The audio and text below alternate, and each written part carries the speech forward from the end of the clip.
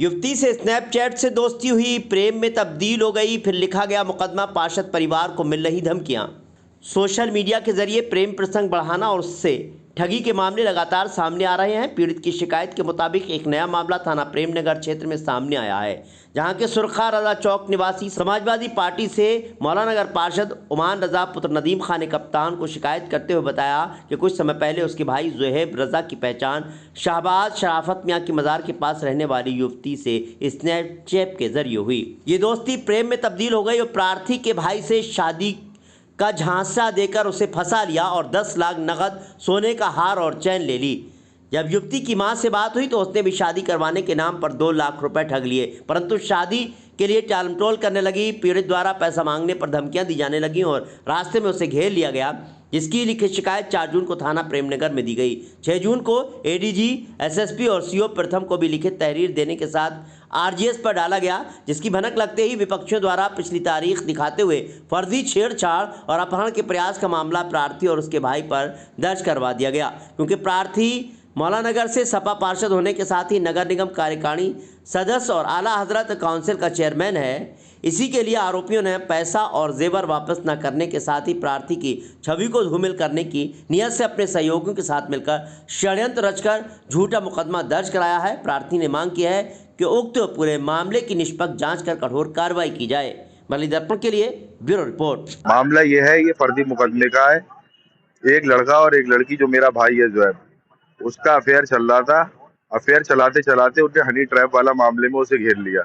प्यार प्रसंग करके और झूठे वादे करके उससे पैसा खींचा। पैसा खींचने के बाद जब वो और पैसा नहीं दे पा रहा था तो उसके प्रताड़ित किया। जब प्रताड़ित होने के बाद मेरे पास ये खबर आई तो मैंने ये पुलिस को इत्तला करी।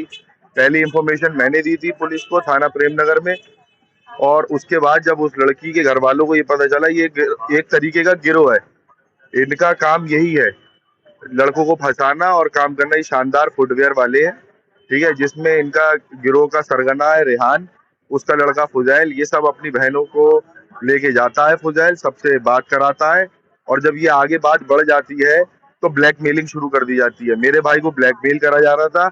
अब ये झूठा मुकदमा जो इन्होंने फर्जी लगवाया है छेड़छाड़ का, 26 तारीख की घटना, 5 तारीख को मुकदमा कराया है। अगर मैं और मेरा भाई किसी को बरेली कॉलेज के बाहर कार में घसीटेंगे तो और कोई नहीं देखेगा, और चलती कार में से कूदी हो तो 26 तारीख को मेडिकल क्यों नहीं कराया, और दूसरी जगह जाके बाइट दे रही है कि अब हम बेचना चाहते हैं। अगर हम तुम्हें बेचना चाहते हैं तो ये तुम पुलिस से उस दिन क्यों नहीं गई जब तुमने एफआईआर की इंफॉर्मेशन दी। और दूसरी चीज, ये पॉलिटिकल मुद्दा हो सकता है। जो लोग भी इसको लड़की के पीछे खड़े हुए हैं, मुद्दा बनाना चाह रहे हैं, मेरे पॉलिटिकल करियर को गंदा करना चाह रहे हैं, मेरे ऊपर कीचड़ उछालना चाह रहे हैं, मैं उनसे यही कहना चाहूंगा, सामने आके वार करो, लड़की के पीछे बुजदिली मत करो, क्योंकि इस चीज से कुछ हासिल वसूल नहीं होगा। मैंने अपने जितने साक्ष्य सबूत हैं पुलिस के सामने पेश कर दिए। कप्तान साहब क्या मैं हाजिर हो चुका हूँ, आईजी साहब क्या मैं हाजिर हो चुका हूँ, सीओ फर्स्ट से मेरी बात हो चुकी है इस मसले में। जो सबूत मेरे पास थे, ये एक लीगल बात है, 2 म्यूचुअल अंडरस्टैंडिंग में बालिग लोग या एक अफेयर में है, तो ये सुप्रीम कोर्ट की गाइडलाइन है, तो उसमें केस बनता ही नहीं है किसी भी प्रकार का। जब लड़की राजी थी, जब लड़का राजी था, अब वो जो भी उन लोगों ने करा, तो अब ये ब्लैकमेलिंग किस बात की?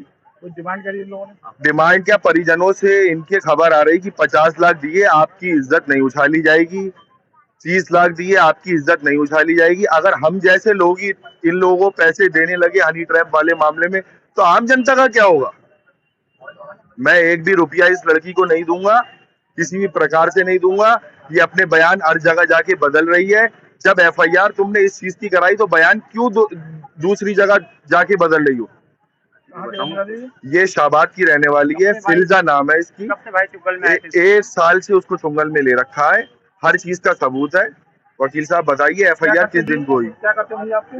मेरा भाई जो है एनआरटी एंटरप्राइजेस की फर्म में मेरे साथ ही जुड़ा हुआ है। मैन्युफैक्चरिंग और रिटेलिंग का काम है, बैटरीज का और डेयरी प्रोडक्ट्स का काम है।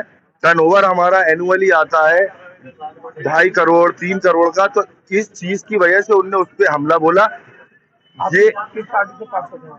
मैं सपा पार्टी से पार्षद हूँ, समाजवादी पार्टी से। इसी वजह को लेके पता नहीं कौन सा पॉलिटिकल दल इसके पीछे लगा हो, इसको सहारा दे रहा हो। इस लड़की को ये समझना चाहिए इससे होगा कुछ नहीं, कानून के हाथ बहुत लंबे हैं, अभी भी अंधा नहीं हो गया है कानून। और हमारे यहाँ के कप्तान साहब लॉ एंड ऑर्डर उन्होंने जिस तरीके से मेंटेन कर रखा है, तो वो कुछ भी ऐसा नहीं होने देंगे जिससे किसी को गलत फंसाया जाए। मैंने उनको ये संज्ञान में दी है बात, उसकी बहुत अच्छी कार्रवाई करी जा रही है और आगे बात बढ़ाई जा रही है।